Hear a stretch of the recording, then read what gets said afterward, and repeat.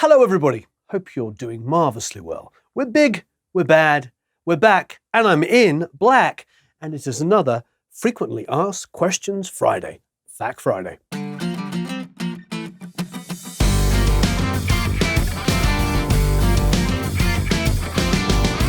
Thank you everybody for all of the amazing comments that you leave. I love reading them and commenting as much as I possibly can.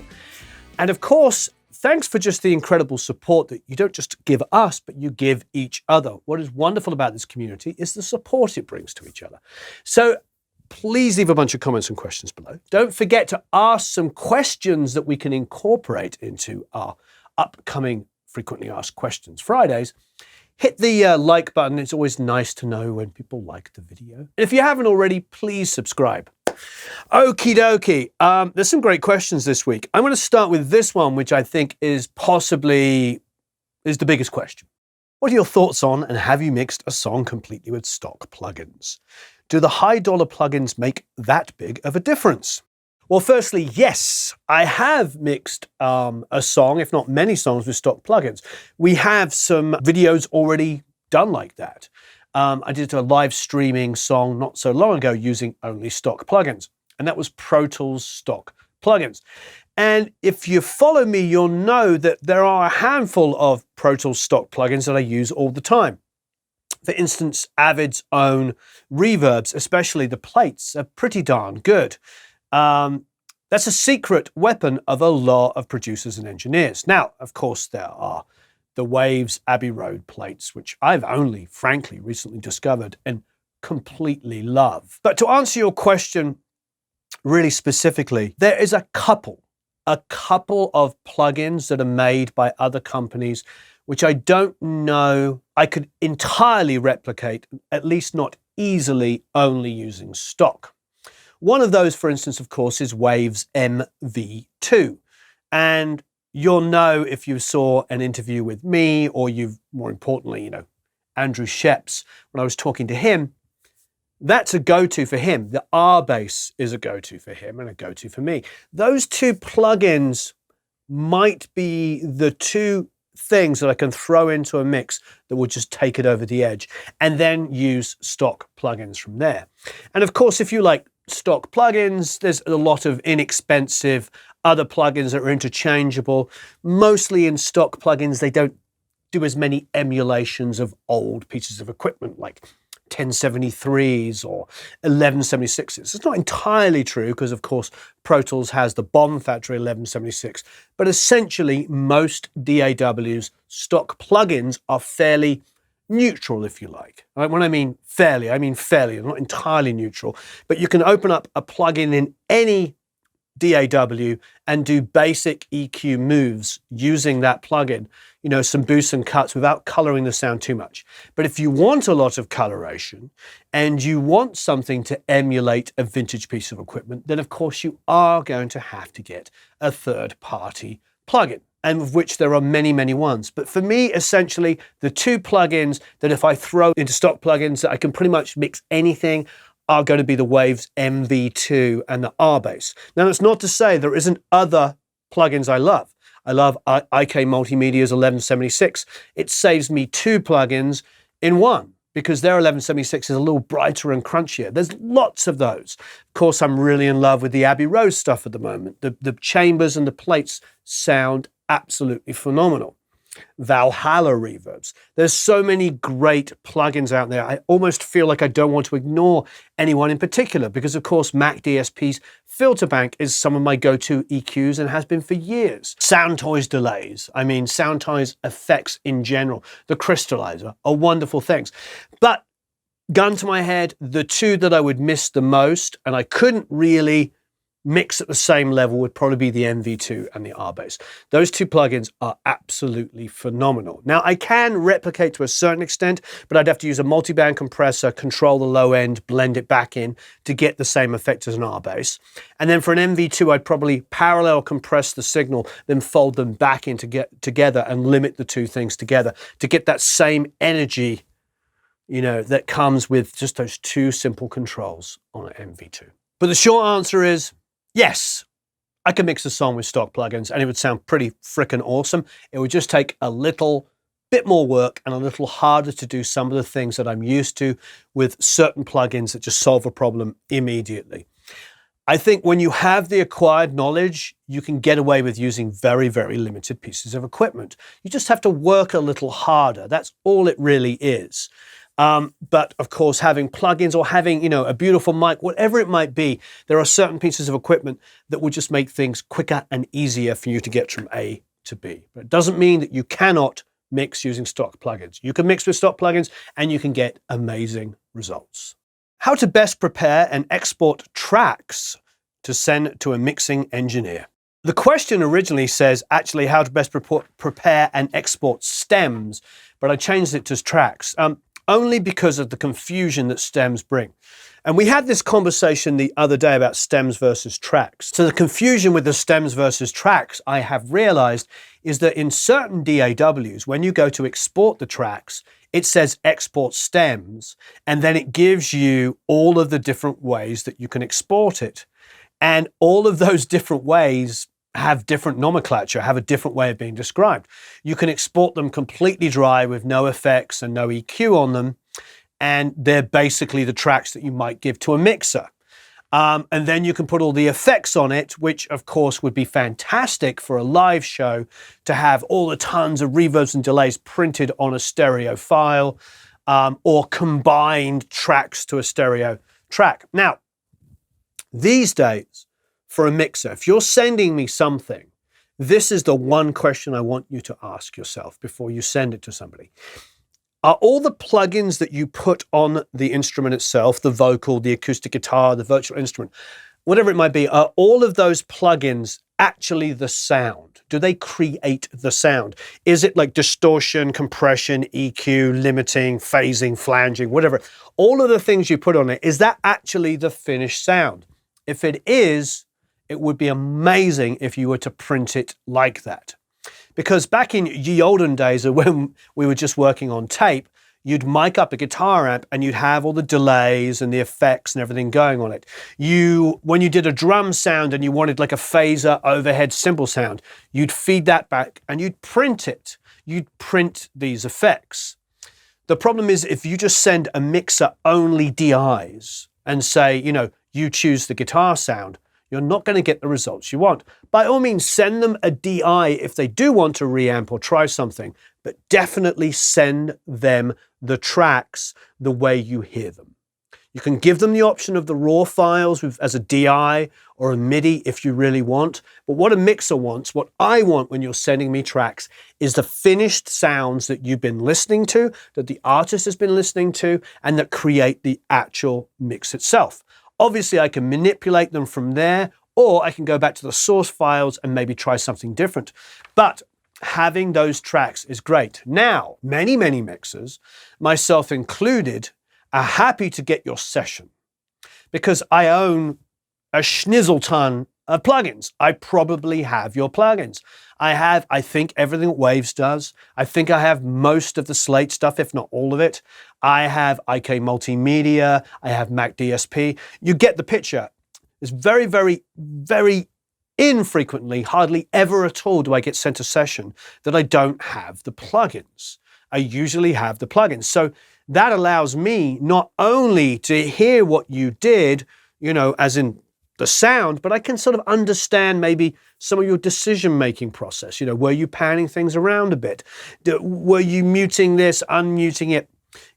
It can help because it's a very different world. Where we used to commit to tape, now we're building our sessions inside of DAWs with all of our effects and our panning. And each time you record something and you, quote unquote, manipulate it, the next thing you record is affected, that decision on the next thing you record is affected by what you've already recorded.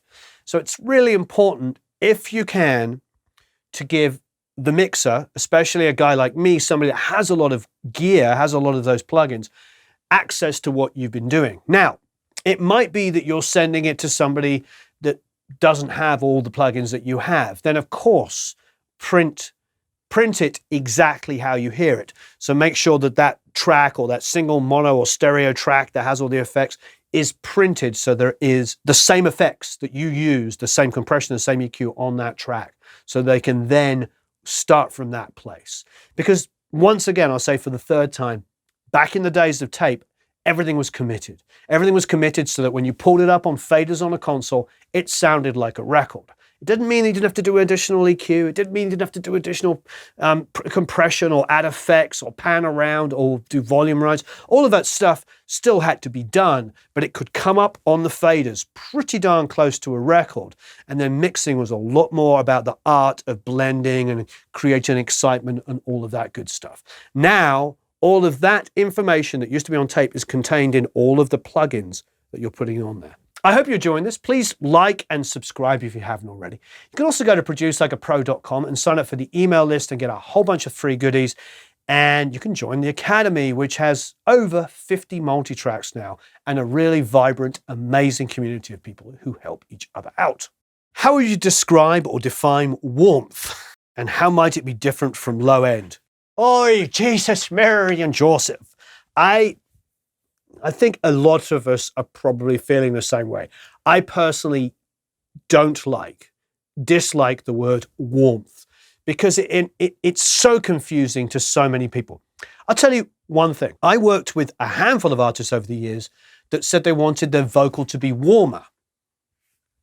Okay, so what did I do? Naturally went down to the low end and tried to make the vocal just a bit fatter down there. And this has happened with many vocalists, and they came back and they're like, I don't like the vocal, it sounds muddy. And I was like, I thought you wanted it to be warmer. You know what they meant? They wanted more air around it and more verb. They wanted it to feel like more encompassing.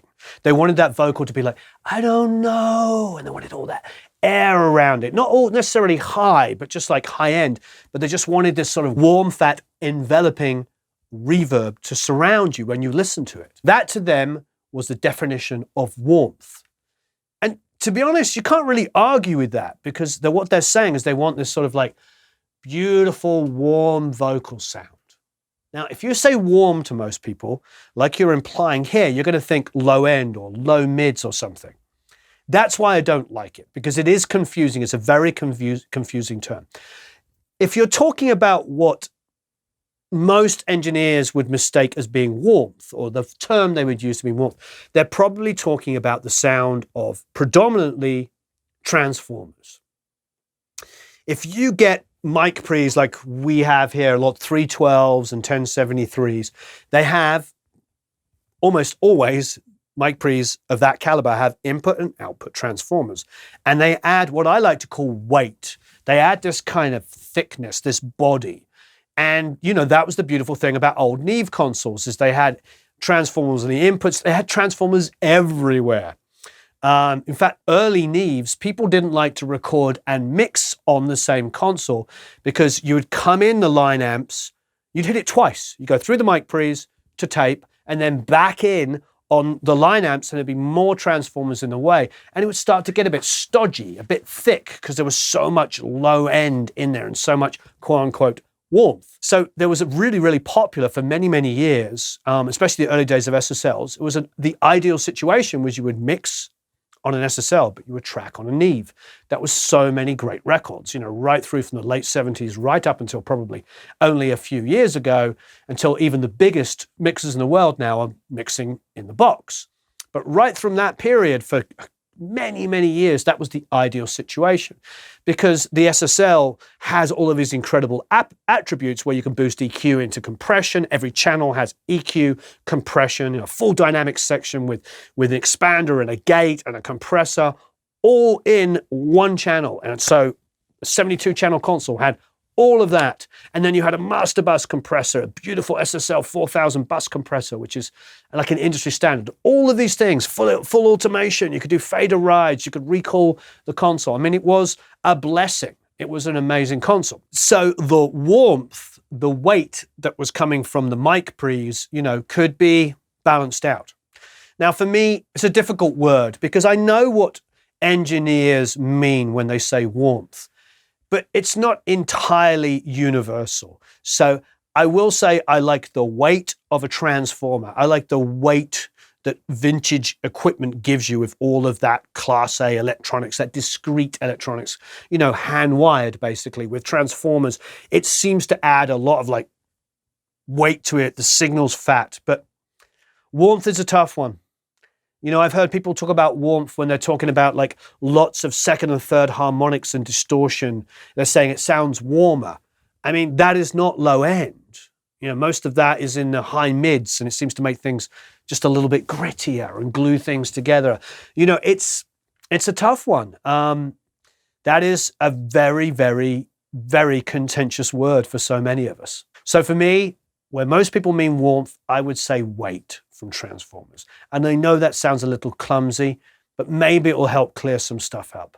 But again, it's like the tracks and the stems. There is a professional thing with tracks and stems when you're delivering music to film and TV and, remixes and all this stuff. There are certain things that people expect, and they know the differences between tracks and stems. But within a community of people, maybe not on a particularly professional level, but within a community of people sharing files, they can call it whatever they want, but as long as you explain to each other. So I think with terminology like this, like warmth, if you are going to hear a word like that, ask somebody what they mean. When they say, oh, those were really warm, say, what do you mean? And they might say, oh, I love the vocal sound. It had like this huge warm air around it. This verb was beautiful. It felt so warm. Or they might say, there was so much low end in your mix. Who knows? They might say something completely different as well. I've heard all kinds of things. But it's best to ask with a lot of this terminology rather than assume. I think that's really the big takeaway from this, is the fact that there's a lot of confusing conversation about this stuff, and it doesn't have to be a right way or a wrong way. There's no reason to fight about it or get into like big forum discussions. Just good communication. We just learn how to communicate with each other and share ideas and be supportive of each other. Any tips on the thought process for a hip-hop style record versus a rock approach we're used to? We've talked about this before, and I can only give you some of my limited experience of me working in hip-hop. I mean, years ago, like 20 years ago plus, when I was a freelance engineer at my old studio, like in the late 90s, I did everything. I did hip hop stuff. I did, punk, rock, you name it. It was a studio. It was like a ADAT studio before. Well, no, it was both Pro Tools and ADATs. It started off ADATs, and I transferred in the mid-late 90s to Pro Tools. So I did it in both. And so when you're, like I don't know what you want to call it, like a demo studio or a mid-price studio, I suppose is the best way of putting it. You are doing every single genre. You're getting the mum and dad bringing their daughter to sing over a karaoke track. You're doing a bigger band, maybe wants to come in and bang out some demos in a day, and then you're making a record in 3 days for a punk rock band. I mean, making an album, full album. That's all of those things, and that maybe many of you watching, that's what you do for a living, and you can make a good living at it. If you're talented and you work hard, you make a really good living doing those kind of jobs. And so I did a lot of hip hop gigs then. As I got increasingly successful, I did less and less hip hop, mainly because, I got known for doing like piano rock bands and then acoustic stuff. And, whether it be James Blunt or The Fray or whatever it was, that's what I got to be known for. And those are the gigs I got. The one thing I've learned from doing hip hop is to respect the music. And with rock, we manipulate and we have a blast. What we'll do is we'll throw up some mics on the drum kit. We'll capture the drum kit pretty accurately. We'll put up some room mics. We'll trash them out. We'll maybe put some special effects stuff. If a kid comes to you, a guy or a girl comes to you with a production they've done and they want to rap over it, those sounds that they've chosen are actually a huge part of the production. That is a big deal with hip hop. I've made the mistake of mixing hip hop tracks and I've changed out the sounds, trying to make them feel, something that worked for me more. And I've got a pushback from the producer and the artist going, you've changed our production. Now, for me, growing up, doing rock-based and pop-based music, I don't necessarily listen to like a kick and snare sound and think of it as being, the production. I think of it as being kick and snare sounds that I can manipulate. But to them, they are carefully choosing really great sounds that speak to them. They may be pulling them off records, they may be manipulating and creating them from scratch, they may be, whatever they might be doing, but that is a big part of their groove, of their beats. They're creating those beats with those sounds. So if you do have a project studio, a mid-price studio, whatever it might be, and somebody comes in here to rap on a track and then they ask you to mix it, pay respect to their tracks. Make sure you don't just throw away their ideas and do what you think is right, because they have probably spent a long time choosing those particular elements. And in hip hop, it can be a decent amount of tracks, and sometimes it can be just half a dozen tracks that is very, very carefully chosen to work with each other. So my advice to you is, if you're mixing hip hop, is do more of what's there. If it's like aggressive, make it aggressive. If it's big and loud and got low end, make sure it's big, tough, and very controlled low end.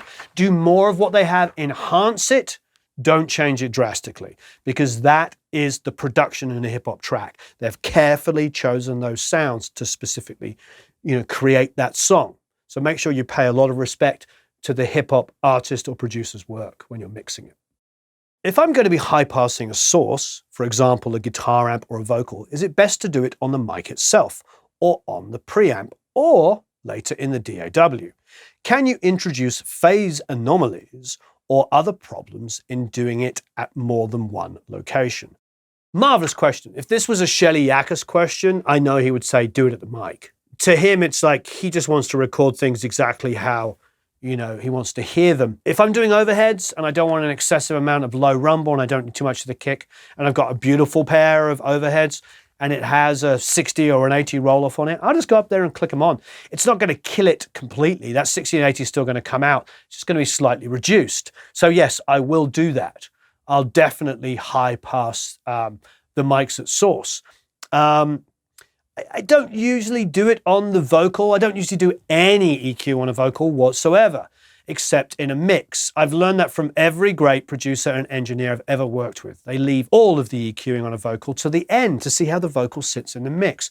They don't brighten it up. They don't wipe off the low end. They just print it big and fat. That is the way that every great engineer and producer I have ever worked with does it. So I would highly suggest, do it at source if it's necessary. If you're tracking a full band and there's loads of low rumble and bleed and stuff, then yes, high pass it at the source. On the mic, if it's a nice mic and it offers that option, great. Otherwise, yes, you can do it at the console stage or the mic pre-stage. Both of those are not going to mess with your phase whatsoever. If it does mess with your phase, it's going to be inaudible and not a big issue. Now, when it comes to mix, you'll probably have to high pass again if you want a lot of clarity. The high passing you should be doing at a recording stage, again, only if necessary. But if you are doing it at a recording stage, then just don't get too aggressive. If it's got like a 60 or an 80, fine. If it's up to like 150, be selective. You might want some 150 in there from some things. So I would never go quite that high unless it was something really, really, really obvious that needed to be high passed at 150. So, and there's only a handful of things that it could be. Maybe a shaker, But I mean, if I don't enable a roll-off, a high pass on a mic on a shaker, it's not the end of the world. I can easily do it in the mix. So to me, high passing at source is very, very useful, especially when a whole band is in a room and they're all playing together and you've got things baffled off. You can get low rumbles and all kinds of issues. So that's where high passing at the mic source becomes really, really important. But I wouldn't concern yourself with, if you've high passed at the mic pre or at the source, with that causing any kind of polarity / phase issues when you come to mix. It shouldn't whatsoever. I hope you enjoyed the video. Thank you ever so much for the marvelous questions. Please ask some more down below. And of course, go to producelikeapro.com, sign up for the email list, get a whole bunch of free goodies, hit the like button, and subscribe if you haven't. Have a marvelous time recording and mixing.